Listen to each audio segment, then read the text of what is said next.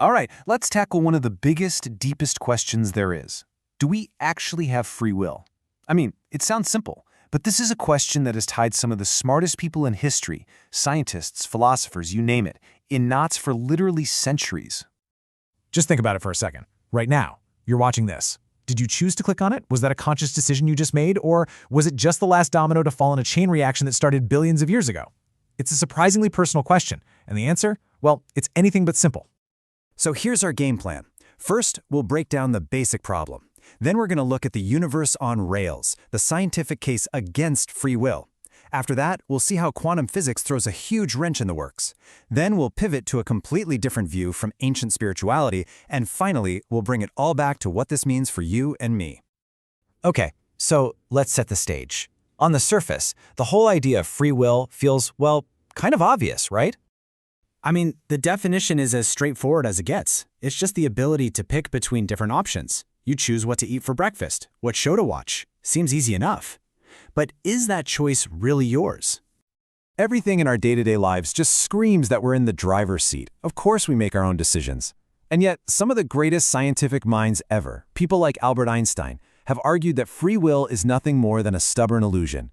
And that, right there, is the huge puzzle we're trying to piece together.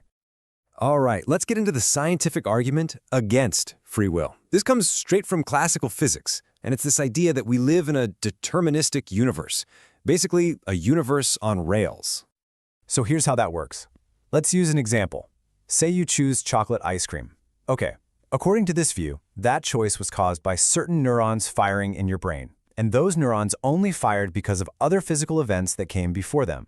Maybe an ad you saw yesterday or a childhood memory. Now here's the crazy part. You can keep tracing that chain of cause and effect backwards and backwards, all the way through your life, before you were born, all the way back to the Big Bang itself. Your choice for chocolate was just the final domino to fall in a line that's 13.8 billion years long. And this is exactly what brilliant physicists like Stephen Hawking meant. If the universe just follows these unbreakable physical laws, then every single thing that happens, including every thought you'll ever have, was already baked into the system from the very beginning. But just when it looks like physics has slammed the door shut on free will, this really weird and mysterious field comes along and pries it back open. And that field is quantum mechanics. See, back in 1927, Werner Heisenberg came up with his famous uncertainty principle. On one hand, you have Einstein's clockwork universe, where everything is predictable. But on the other hand, Heisenberg showed that on the tiniest subatomic level, the universe is fundamentally random and unpredictable. Quantum events don't really have a clear cause. They're all about probability. Now, this randomness doesn't exactly prove free will, but it does poke a huge hole in the idea that everything is predetermined. It creates a little crack in that solid wall of cause and effect, a space where true uncaused choice could potentially exist.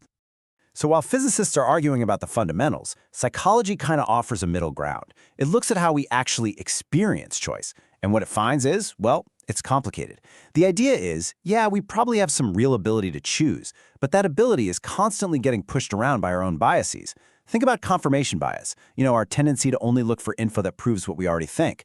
A lot of the time, our free choice is really just us defending a choice we already made.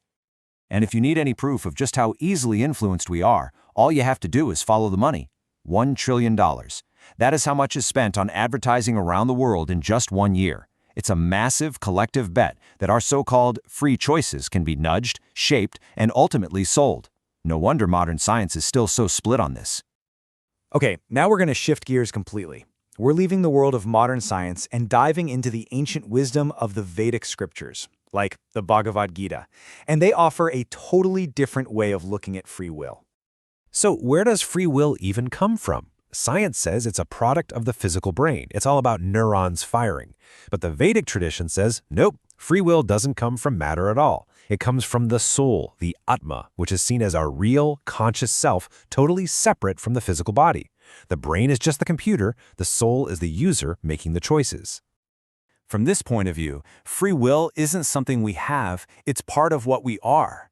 The soul is seen as a tiny spark of God, and since God has infinite free will, we, as souls, get a tiny little piece of that freedom. And the most basic, fundamental choice we get to make is this. Do we want to focus on this temporary material world, or do we want to focus on our relationship with our original source? But here's the catch. This freedom comes with a built-in system of cosmic accountability. That's the law of karma. It's really just the law of action and reaction. Every single choice we make creates a consequence. And the idea is, the more we misuse our free will for selfish or harmful things, the more we get tangled up in those consequences, which actually limits our freedom to choose in the future. So, let's bring all this home. Let's look at how this all plays out in our actual lives, where our freedom and our responsibility really intersect. The Bhagavad Gita puts a huge emphasis on this idea that our choices are powerfully shaped by who we hang out with. It uses this really stark example. If you choose to spend your time with drunkards, you'll naturally be influenced to become one. But if you choose to spend your time with spiritual people, you'll be influenced in that direction. The first choice, the choice of who to associate with, that's your free will in action. And that one choice can set the direction for everything that follows. So the big takeaway from this perspective is that we are absolutely not puppets on a string.